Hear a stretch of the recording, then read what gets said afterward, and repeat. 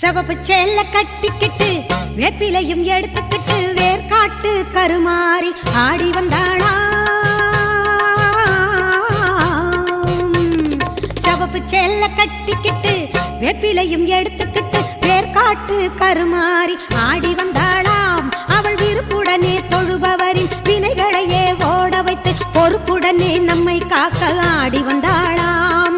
Mariamma Karumariamma, Mariamma Karumariamma.